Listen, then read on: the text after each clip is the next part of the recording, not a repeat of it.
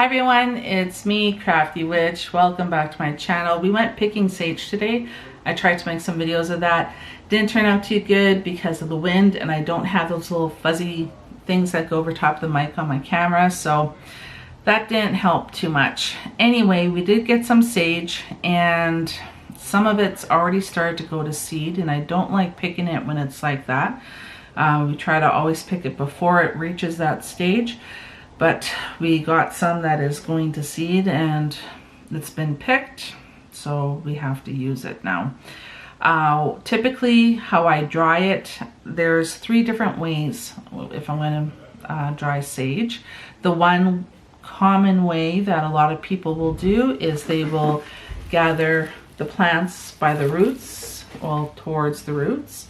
They'll tie it with a cord or a string of some sort and hang it upside down and just let it dry. And it will depend on how humid your home is. Some people dry them outside, some will dry them inside. It's all up to you.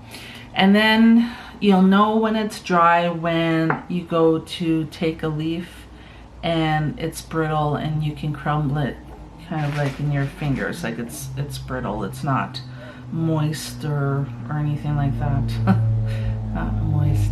I know a lot of people hate that word, but you know what I'm talking about. The other way that we will dry it is we will actually take the leaves off. We'll take these leaves off and then we will form like small little round balls. I don't think I have any. So we might form like a little round ball about that big or so, made out of leaves. You kind of, you know, roll it around and form like a little meatball. But it's made out of sage.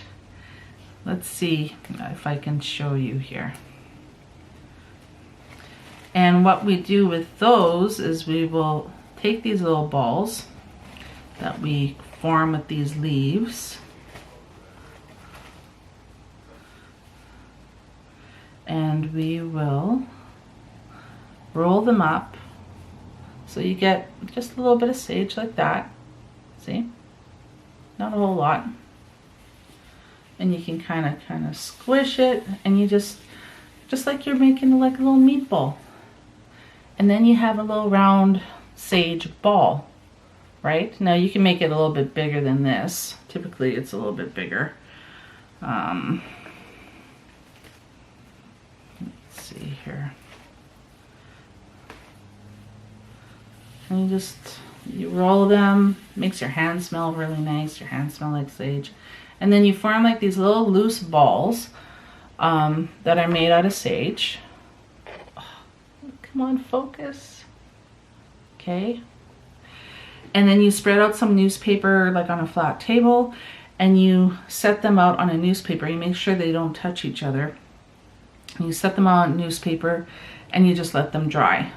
Just leave them alone, let them dry.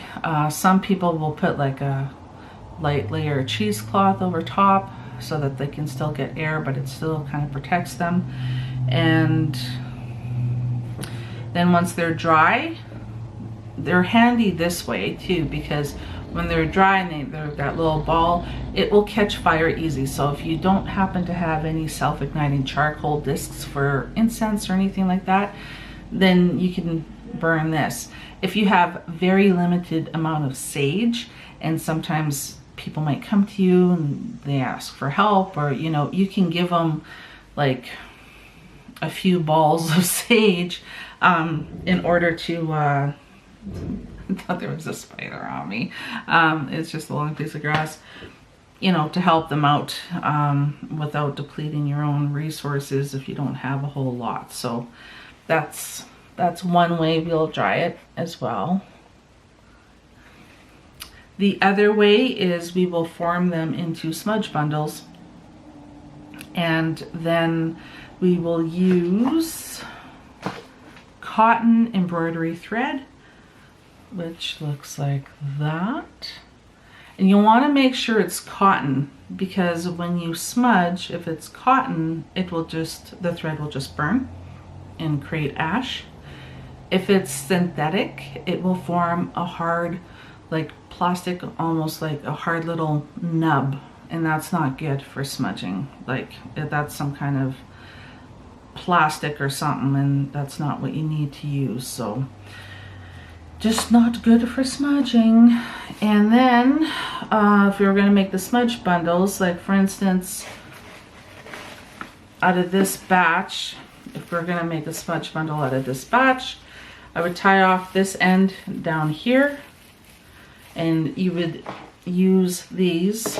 And what I do is I kind of unroll them both, wrap them around, and then you can kind of like crisscross them or whatever. And you wrap them around. Everybody's seen what those smudge bundles look like, but you have to secure it really, really tight with those threads, because what happens is as the plants dry, as the leaves dry, it will shrink and then your threads will become loose. So you got to make sure it's super, super tight. And then like one like this, I can create at least 2 smudge bundles out of it because it's so long and so big. So, and that's one thing. And a tip, if you're going to make different types of smudge bundles that don't just have sage, for example, let's say here's sage, so we know that we used yellow and green. Write that down so that you know, okay, yellow and green threads equals sage. And then let's say you have red and white threads, and maybe that's sage plus thyme plus lavender plus basil or something. And you can incorporate different plant materials in there as well, and then you can make customized smudge sticks for whatever purpose you need. But then make sure you write down those little codes for the different threads that you use so that you remember and you don't forget. And yeah, that's pretty much it, I think. I've tried to make this video about 3 times and I've deleted them. So I hope I didn't forget anything, but yeah, that's our sage trip and what we got. And I've got like red spiders and all kinds of spiders crawling like all over, and like yeah, it's lovely. Anyway, that's it for now. Ciao.